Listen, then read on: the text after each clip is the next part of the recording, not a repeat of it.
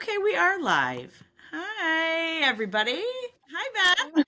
Um, we are in what part of our series is this for?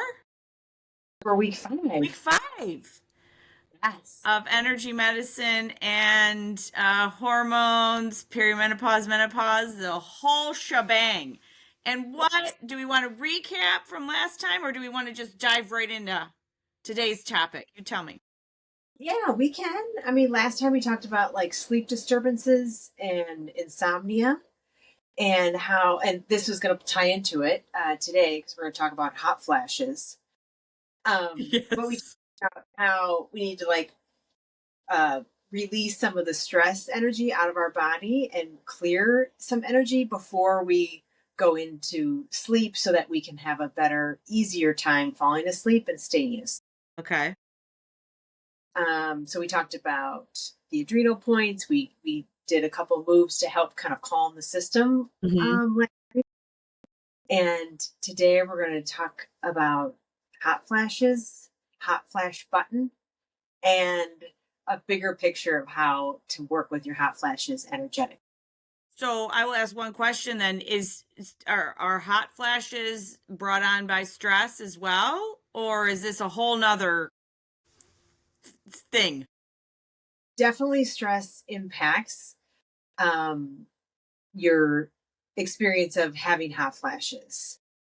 And mainly because it's an energetic imbalance in the yin yang flow in the body. Okay.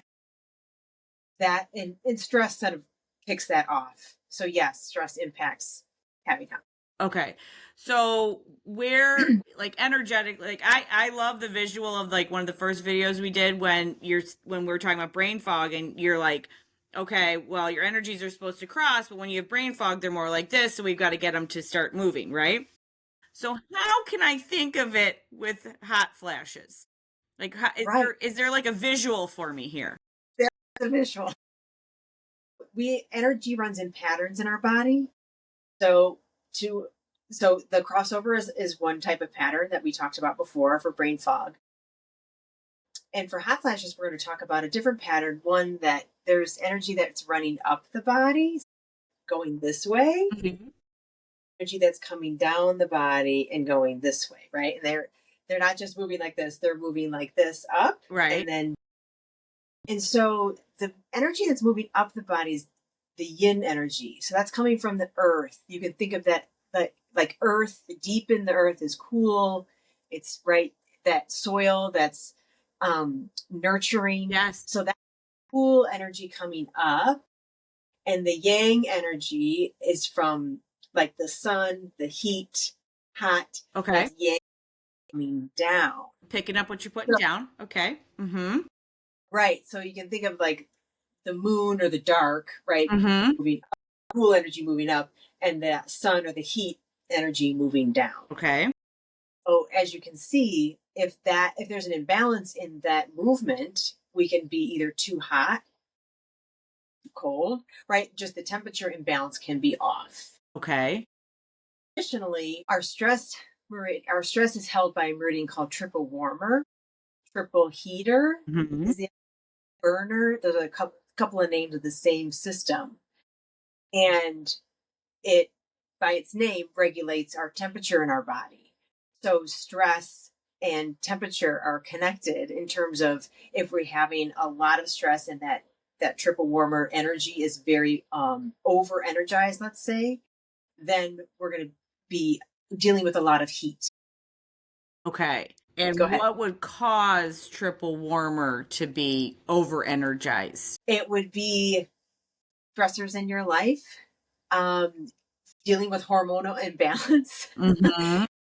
trying to work with it, and dealing with um, all of the to dos of your life on top of that, Okay.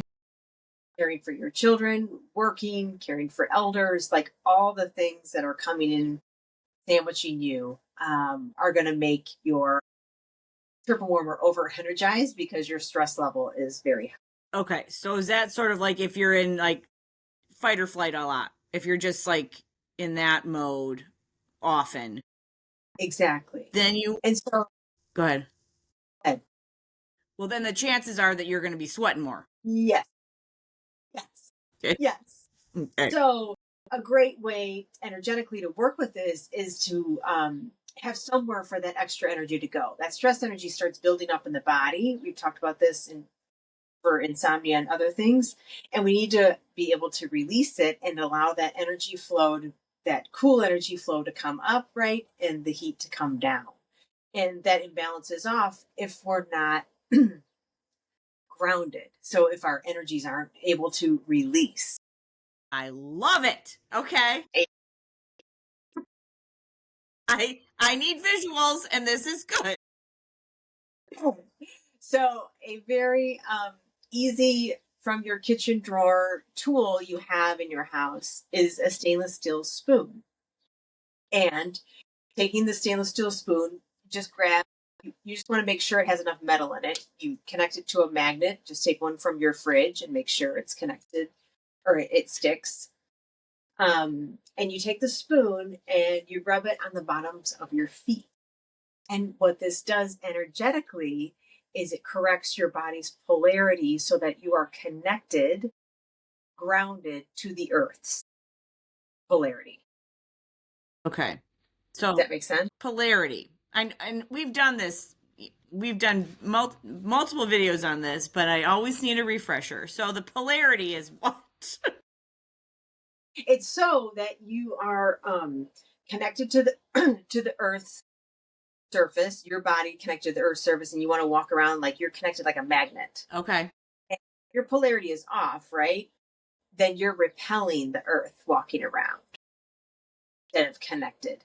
And when you use the spoon, you're connecting to the hemoglobin, the iron in your blood. The metal is conducting that, and also you're helping all the energetic cells line up to have that correct polarity. Because our body, it's almost like we're a big battery, and all of our acupoints are batteries, one stacked up on top of the other. And if the polarity is flipped in one, then the energy cannot move. It cannot flow. So using the spoon helps you to have that connection and flow through your whole system so that you're connected to the earth. You can release what you don't need, that extra stress, and you can bring up that healing, cooling energy from the earth. Okay. Now, how long do you think we should be spooning our feet for? So, I mean, 10 or 15 seconds, and just like you were showing you, just rubbing it in the bottom of your foot. Okay. And ideally, twice a day. Like I have one by my bedside. So you do it right when you wake up and do it before you go to sleep.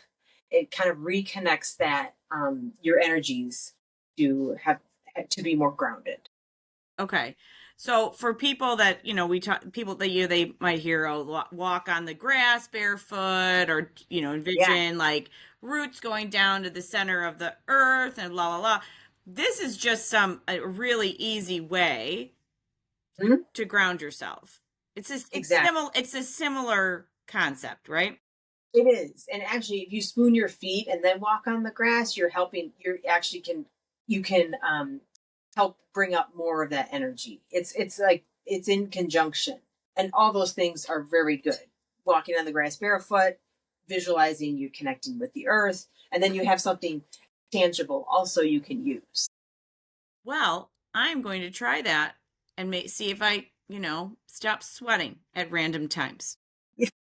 Yes. Or maybe if I do start sweating, I just start spooning my feet, and who knows? Yeah, right. Because that's addressing sort of the underlying piece of why the body's regulation temperature is all off.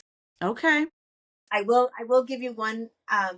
If you can feel it just before it start, like just as the hot flash is starting, Mm-hmm. point an energetic acupoint that you can use to help like clear it and maybe it won't go in full blown. Sometimes people say, "Oh my gosh, it happens too quick. I can't catch it." Then that's fine. You can start with spooning your feet and some other things. But if you can catch it, I'm going to show you a point. Okay. Okay. So just like about an inch below your belly button. And I just kind of put all fingers in there like that. You just tuck all your fingers in there, just below your belly button, and press in pretty deeply.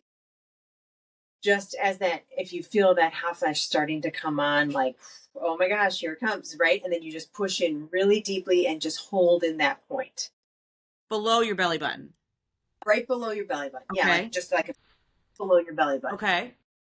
You're gonna be on it if you're just tucking all your fingers in there and using that to help relieve that hot flash that might be coming on. Okay.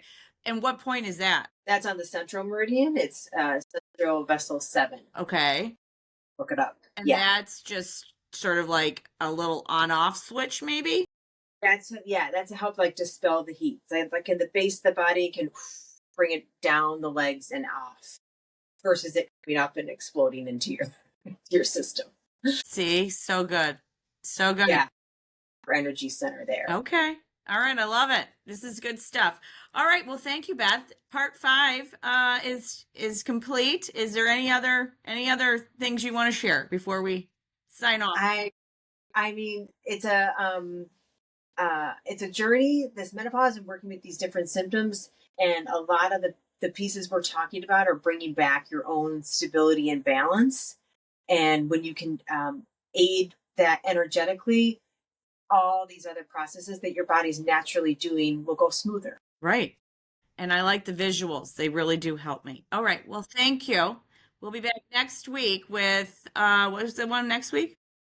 We're gonna close with a little menopause routine, energetic menopause routine that you can kind of incorporate into your daily life. A menopause routine. Stay tuned. Okay. Thanks, Beth. Bye. Yes. Bye.